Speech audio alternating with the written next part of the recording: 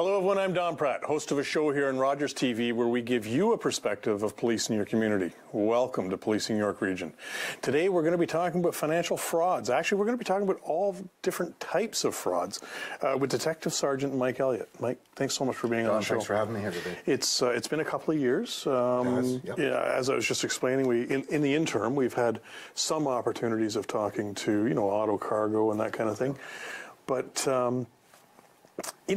Fraud, like from our side, like, from Mr. and Mrs. Civilian side, is one of those things that just kind of, to me, I thought it was all but gone. Not totally understood, but it wasn't new. It wasn't in the news yet. It wasn't getting a lot of flash. And lately, wow. Traditionally, fraud has cycles where everything old is new again. So it is when I first started doing frauds 20 years ago, thereabouts. Sure. We had the bank examiner, bank inspector fraud, which is you get a cold call and we work for the bank. We're trying to catch an employee, internal theft. We need to mark some money and that sort of stuff. And you'll get your money safe, but you'll get your money back. Sure. And they would take some money out and actually meet somebody and do it that way, and then of course the money's gone. That's made a comeback in the last couple of years. That's through internet, that's through cold call, more of a mass marketing thing. And unfortunately, gaining access to your money is easy now, where you can say, just give me your password to get in your bank account. Yeah. And that's what people unfortunately are doing.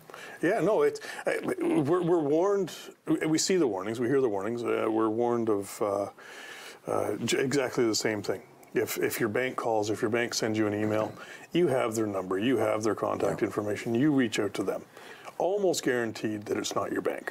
Your bank will never ask by email or by phone for any information. PIN numbers, account numbers. You'll say go into a branch. That's what they'll tell you. Unfortunately, people are getting hit with the, as I say, the mass marketing emails. I guess your first hand is if you don't bank with one bank. Yes. And it's not you, then that's kind of a no-brainer. But if it is your bank and it looks real, and the color is real for their logo and everything, you're more inclined to fall for it. Yeah, I can't say personally. We haven't had any in our house as of late. But yeah, we were a target of those emails for a spell, and that's exactly what it was. One of our primary banks. We deal with a couple. One of our primary was sending me emails saying that there was a problem on my account, and I needed to, whatever actions at the time, every time they sent me an email, they asked for a different action. The criminal groups that conduct these things, of course, they check the trends like we do. Yes.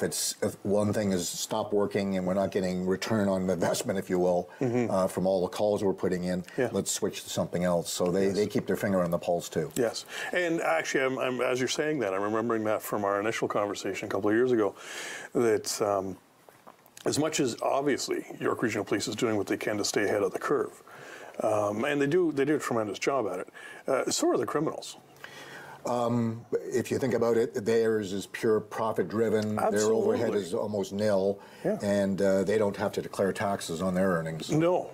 So it's all profit. Yeah, no. And when you look at the conversation, the criminality of it, but you're right. There's a profit level to it, and that's why these people are doing it.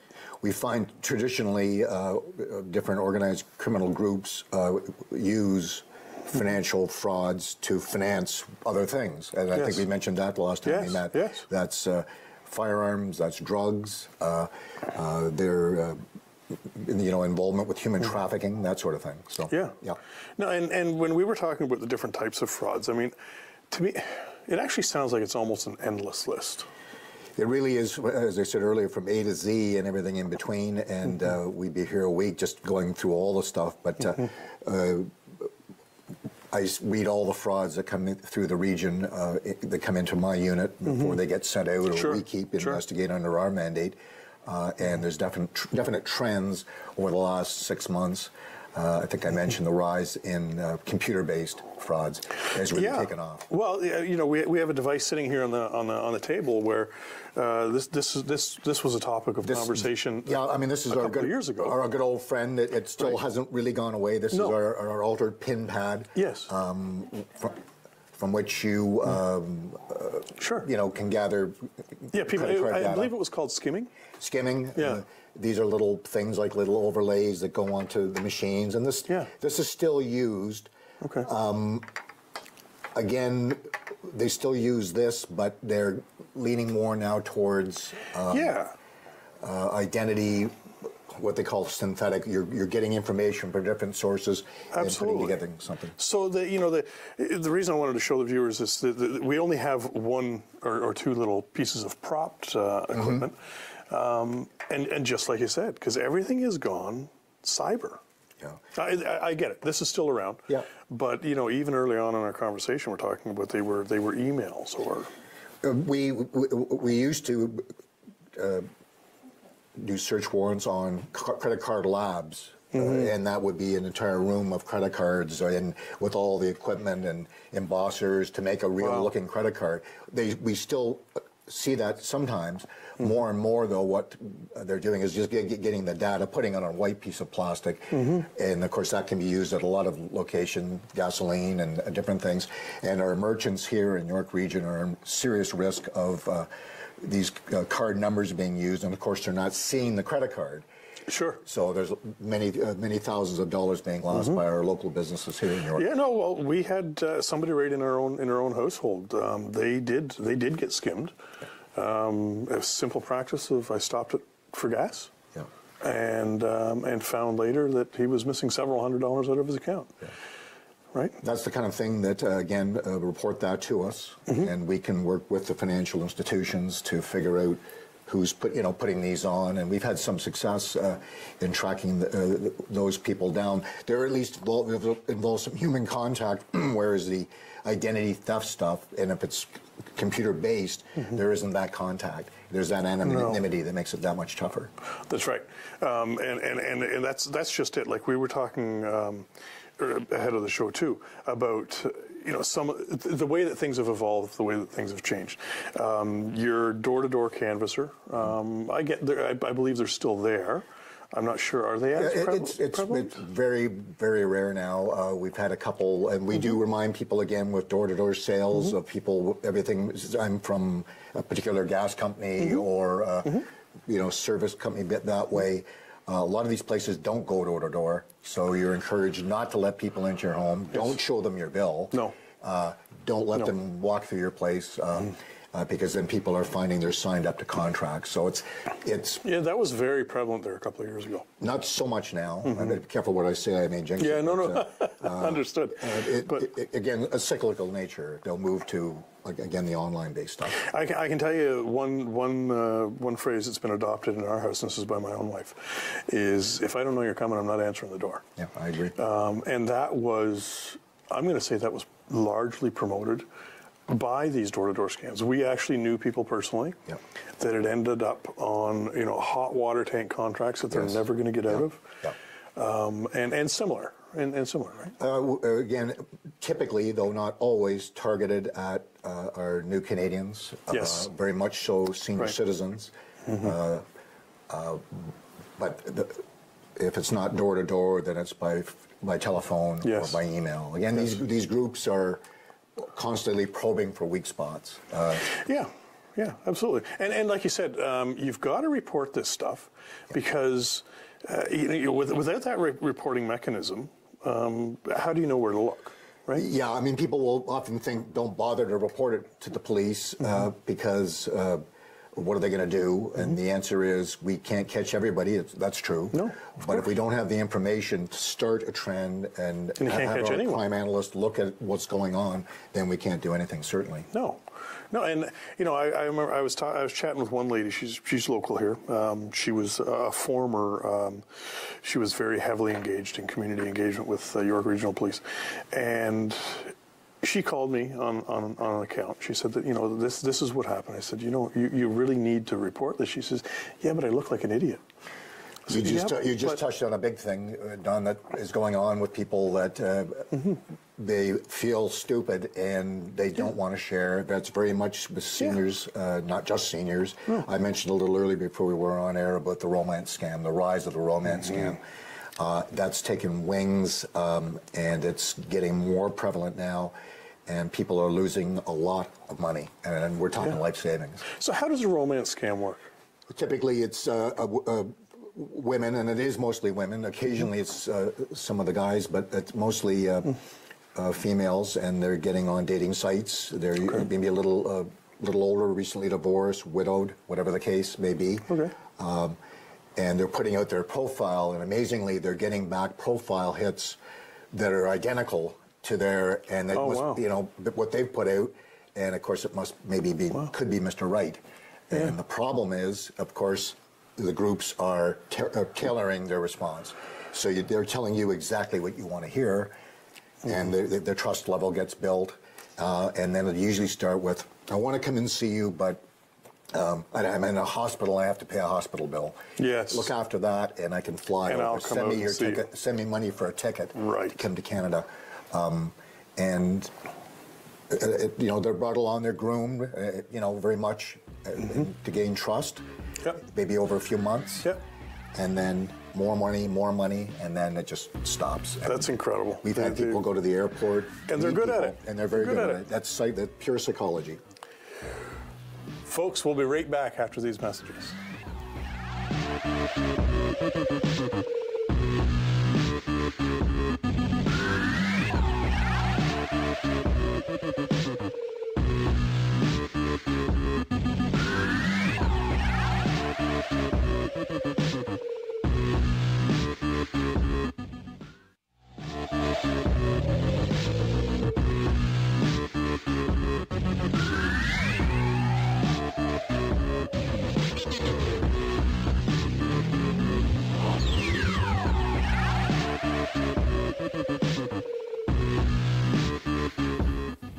Welcome back, everyone, as we continue our conversation with frauds and financial crimes with Detective Sergeant Mike Elliott.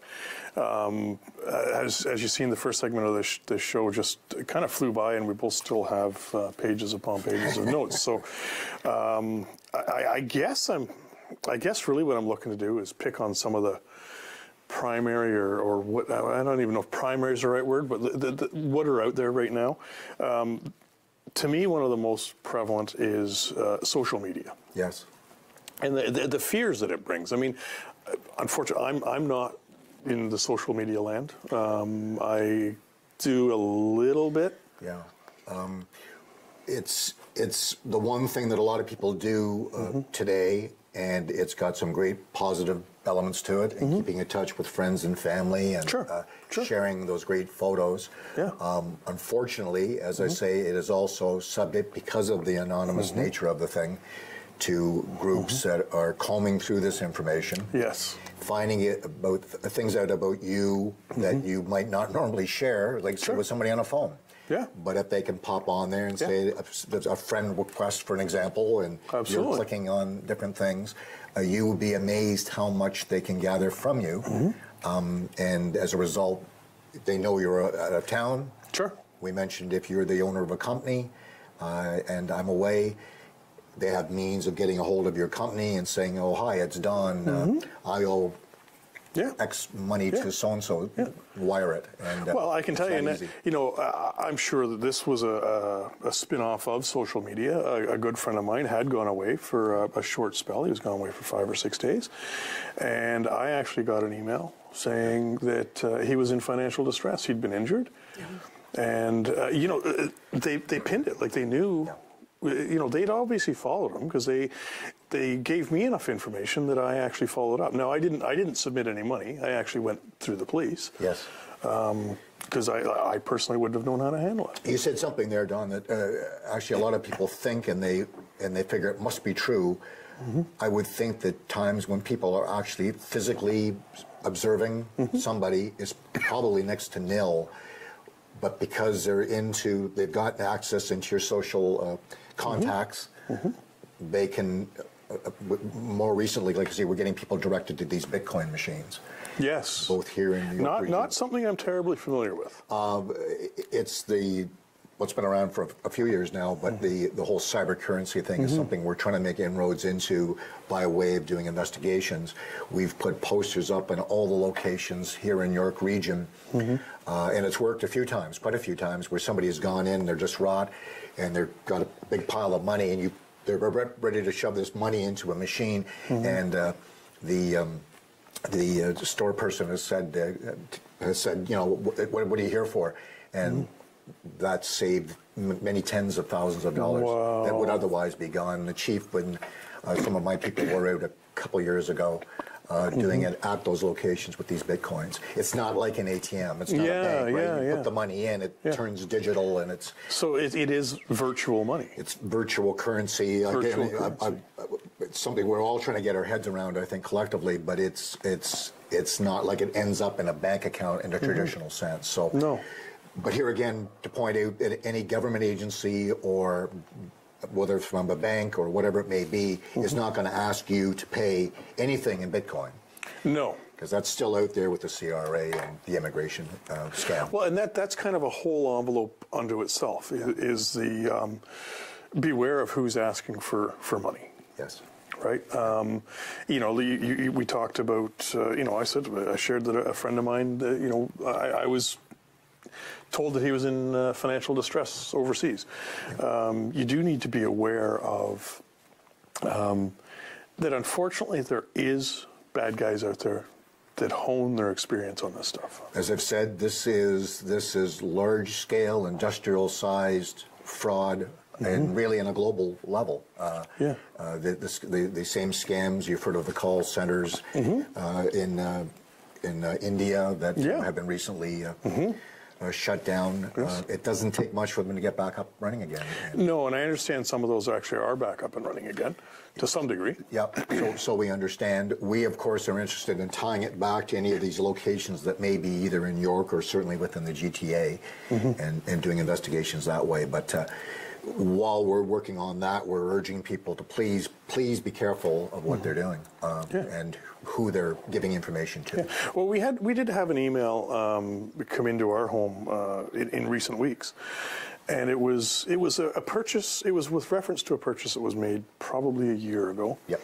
And it was saying, you know, just keeping our books up to date. Your payment is still behind. Could you please forward the payment to this? And the only notable difference on that email versus the original correspondence from a year ago was one letter. Yes. Right?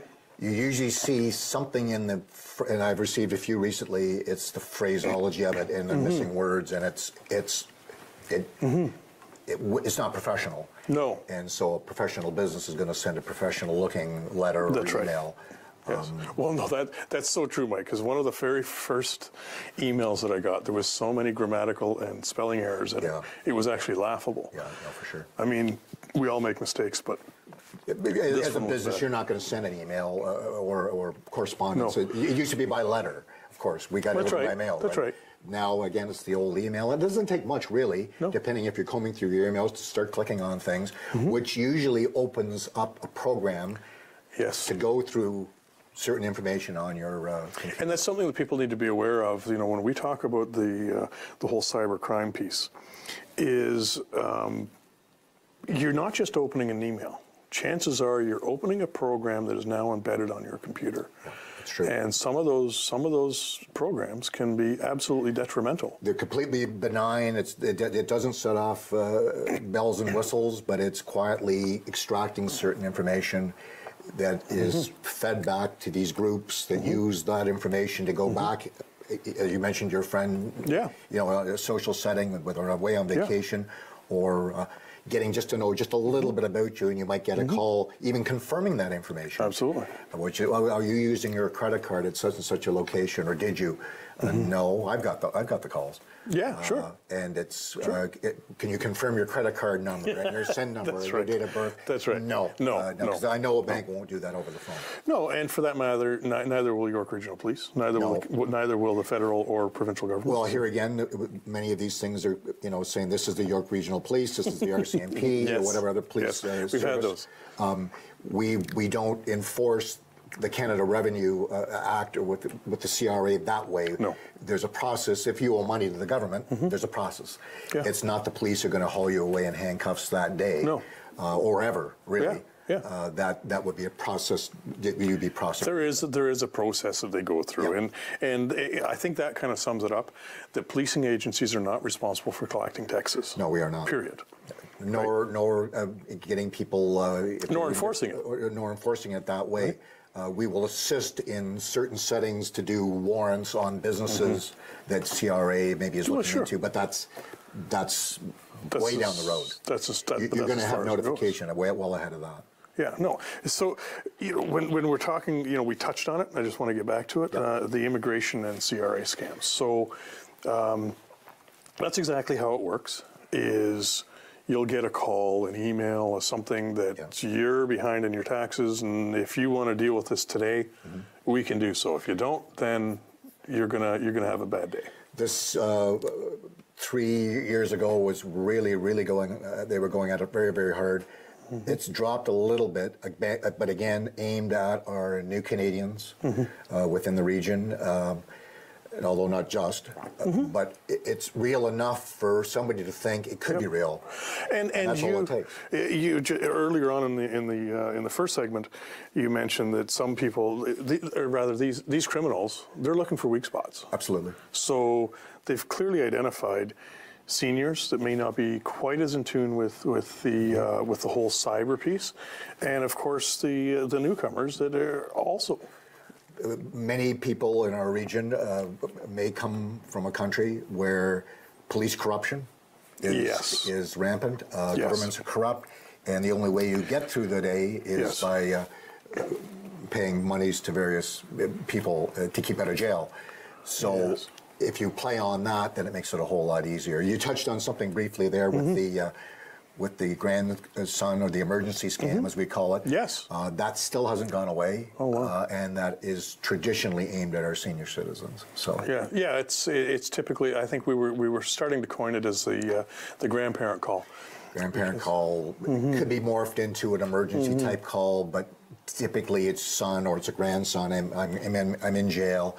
And you will give them more information than you can imagine in a short period of time because you're starting to think it could be real. You're panic-stricken. And you're panic. Right, and let's face it, nobody wants to see their loved one go. Of course not. Without a helping hand, right? So, yeah, I understood that was very prevalent, and yeah, it is making somewhat of a comeback now, right? It's never really gone away. It just kind of varies in levels and degrees, I think. And I guess that's quite the same with many of these forms of fraud. Like you said earlier on, it has a way of coming back in society, kind of recycling itself. I know for a fact that when one thing doesn't work, they're trying something else, and they'll go through the whole range of the whole roulette wheel, if you will, of scams that they can press down on, and maybe give it a few months, maybe give it a year. And then press again, and they'll eventually be successful, unfortunately. Yeah, no, and that's right. I keep on reiterating that these folks are fine-tuning their skills. Absolutely. That's no question. It's their way of living. It's their strict. It's the way, as I say, of a livelihood, and typically, traditionally used to fund other criminal activities. Yes. Yes. And that's throughout the entire network, right? Yes. Now, we were talking earlier about. Okay, so you've been, or you feel like you may have been the victim of fraud of any kind. Where do we go? If it's something that's happening right now, for an example, if you're a business owner, small business, or a shop within the region, somebody's in your store right now, call 911. It's in progress. Yes. If that's not the case. They can go online, check the website. They can call our intake office within the Financial Crimes Unit. I have officers in there. They're going through reports daily, prioritizing and getting these reports put on. And then there's through the Canadian government, there's the Canadian Anti-Fraud Centre. Yeah, the CAFC, which you've given me a little bit of paperwork. We ask people that at the same time they're reporting to us. Usually what people should be doing is immediately checking their credit history. Yes. Our priority is to stop the financial bleeding, if you will. by seeing what else is out there that's going to cause you harm. If you know of one thing, there are probably other things. Right. If you're finding out that somebody's taken over use your identity for fraudulent purpose, sure. check and find out if there's anything else. Get Yes. flags put on this kind of thing. We do urge people to call the Canadian Anti-Fraud Centre. Yeah. They gather this information, analyze it, and They collect all the data. collect all the analyze data. it, put it You've got a together. list here: telemarketing, online scams, text scams, business scams. We contribute to them as well, information, and they give us information. And all that list does is keeps on growing.